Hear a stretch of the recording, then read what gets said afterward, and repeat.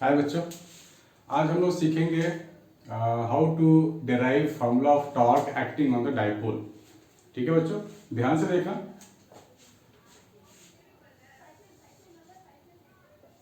We have electric field lines. ये कैसा electric field है? यूनिफॉर्म इलेक्ट्रिक फील्ड है। ये ई वेक्टर हो गया और यहाँ पे दो चार्ज रखे गए हैं, प्लस क्यू और माइनस क्यू, और इनके बीच का जो डिस्टेंस है वो गिवन है 2a। ठीक है, इसको बोलते हैं length of the dipole, that is 2a। और ये डाइपोल का जो लेंथ है, ये डाइपोल का जो एक्सिस है वो एंगल थीटा बनाता है with the electric field line. ये पूरा सिस्टम है हमारे पास और कुछ गिवन नहीं है। मेरे को बोला गया है derive the torque acting on the dipole. तो सबसे पहले हमें समझना होगा टॉर्क यहाँ क्यों लगेगा और कैसे लगेगा। इसके पहले भी चैप्टर में हम लोगों ने किया हुआ है, कोई भी पॉजिटिव चार्ज है उस पर फोर्स लगेगा around the electric field.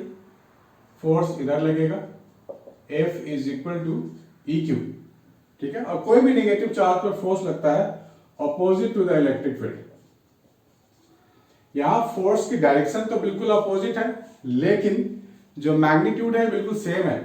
EQ इधर और EQ इधर, equal and opposite forces are acting.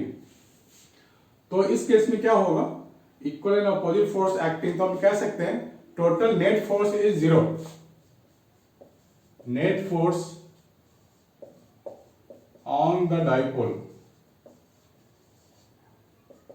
Is zero. ठीक है बच्चे, तो अब ये बॉडी आगे नहीं जा सकता। दिस डाइपोल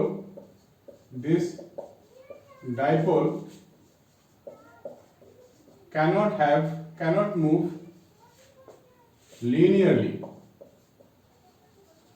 मतलब ये एक लाइन का मोशन, ये डाइपोल आगे नहीं जा सकता, ना ही पीछे जा सकता है, ना ऊपर जा सकता है, ना नीचे जा सकता है, क्योंकि टोटल फोर्स हमने देख लिया वो जीरो है। ठीक है, जीरो है। तो अब हम लोग क्या बोल सकते हैं इसके बारे में कि ये इस पे टॉर्क लग रहा है। अब टॉर्क कब लगता है बच्चों? जब दो फोर्सेस हो और इनका लाइन ऑफ एक्शन अलग अलग हो। एक फोर्स तो इस लाइन ऑफ एक्शन इस लाइन में लग रहा है, दूसरा फोर्स इस लाइन में लग रहा है। तो अलग अलग लाइन में जो फोर्सेस लग रहे हो तो this dipole can rotate, this system can rotate, यानी कि हम हमारे को टॉर्क फाइंड करनी है। तो टॉर्क का जो बेसिकली फॉर्मूला होता है वो होता है force into perpendicular distance between the forces. Perpendicular distance लेंगे, मतलब एक लाइन ऑफ एक्शन ये हो गया, दूसरा लाइन ऑफ एक्शन ये हो गया, इनके बीच का जो डिस्टेंस होगा परपेंडिकुलर वाला वो हम लोगों ने y मान लिया, सपोज लेट इट बी। तो ये थीटा होगा तो ये भी थीटा होगा, lines are parallel, corresponding angle 9/10 में पढ़ा है हम लोगों ने। तो मुझे चाहिए टॉर्क का फॉर्मूला, तो मैं लिखूंगा force that is EQ। Force तो एक ही लेंगे हम लोग दोनों में से, क्योंकि एक कपल है। EQ into Y, force into perpendicular distance. अब इस राइट एंगल ट्राइंगल को ध्यान से देखो बच्चों, this is a right angle triangle, this is y and this is theta and this is 2a।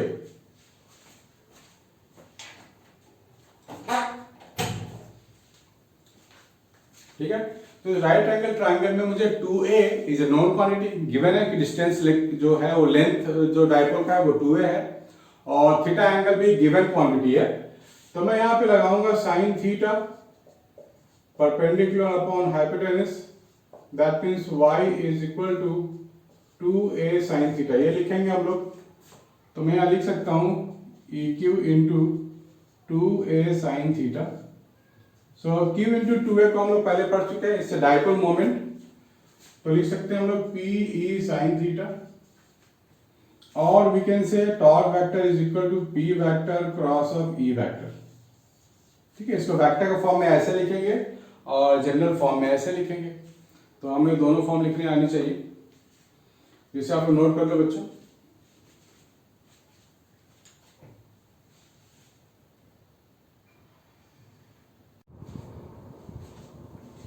तो अभी टॉर्क फाइंड करने के बाद हमारे को फाइंड करनी है potential energy of the dipole. तो बच्चों आपको ये समझने की चीज है कि ये पोटेंशियल डाइपोल हम लोग निकालेंगे कैसे। सपोज हम लोगों के पास ये कोई बॉडी है, पहले ये फ्लोर पे था, मैंने उसको उठा के अपने हाथों में रख लिया, यानी कि इस मार्कर ने कुछ हाइट गेन किया है फ्रॉम द अर्थ सरफेस। तो हाइट के कारण जो एनर्जी होता है, पोजीशन के कारण जो एनर्जी होता है, उसको बोलते हैं हम लोग पोटेंशियल एनर्जी। ठीक है, मतलब पहले नीचे था, अभी ऊपर उठा लिया तो इसकी पोटेंशियल एनर्जी बढ़ गई, और ऊपर ले जाऊंगा तो पोटेंशियल एनर्जी और बढ़ जाएगी। तो इसके पास ये एनर्जी आया कहां से, पोटेंशियल एनर्जी, क्योंकि मैंने कुछ काम किया है, मैंने इसको नीचे से उठा के ऊपर ले आया और ऊपर ले गया। जितना ज्यादा मैं काम करूंगा उतना ज्यादा इसकी पोटेंशियल एनर्जी बढ़ेगी। ठीक है, या कम भी हो सकती है, अगर मैं ऊपर से नीचे ले आऊं तो इसकी एनर्जी कम हो जाएगी। तो ये इसके पास जो एनर्जी कम हो रहा है या ज्यादा हो रहा है, that is due to work done by me. Similarly यहां हम एंगुलर के टर्म में बात कर रहे हैं, ये तो लीनियर मोशन हो गया, ऊपर नीचे जाना, यहां पे एंगुलर मोशन होगा। अगर मैं इसको इधर रोटेट कर देता हूं, रोटेट करके छोड़ दूंगा तो ये वापस आएगा धीरे धीरे।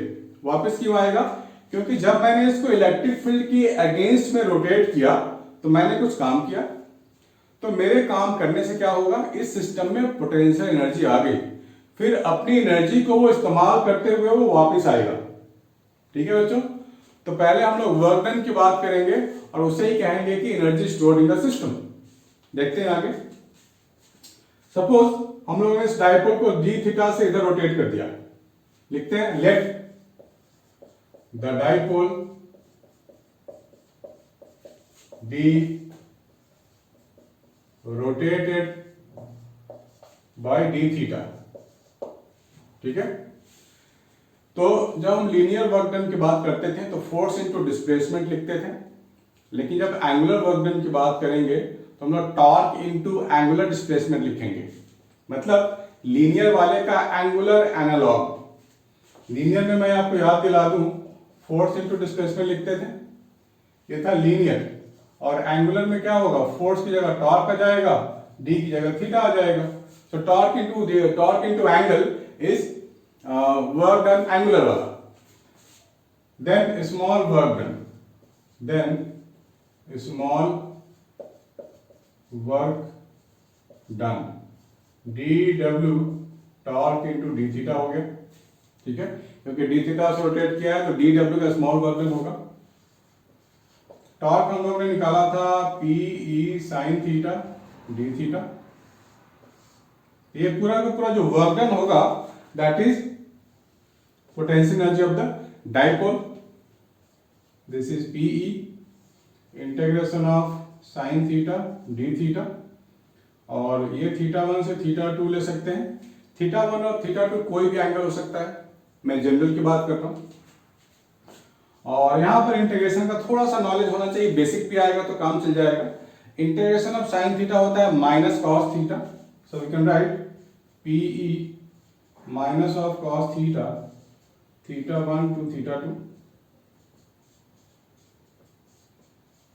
Minus cos theta 2 plus cos theta 1। इसमें बहुत सारे केसेस बन सकते हैं।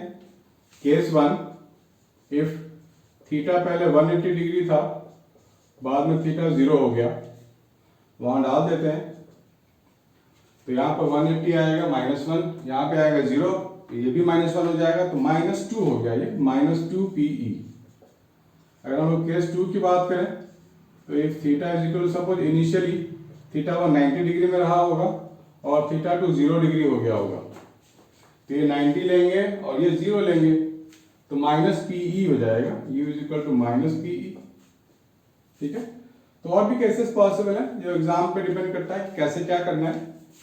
अगर हम थर्ड केस ले लें, इफ थीटा 1 90 डिग्री, थीटा 2 बाद में थीटा ही हो गया होगा, तो U is equal to -PE cos theta हो जाएगा। तो जहां पे cos थीटा होता है वहां पे हम लोग लिख सकते हैं -P vector dot E vector. ठीक है, cos थीटा का मतलब डॉट प्रोडक्ट, sin थीटा का मतलब क्रॉस प्रोडक्ट, आपको हम लोग पढ़ा चुके हैं, पहले भी आप देख चुके हो। ठीक है बच्चों, इसको आप नोट डाउन कर लो और आपको कोई भी डाउट होता है इससे रिलेटेड क्वेश्चंस भी करके देख लेते हैं, डाउट होता है तो आप मुझे बता सकते हो। ठीक है बच्चों, please make a note of it.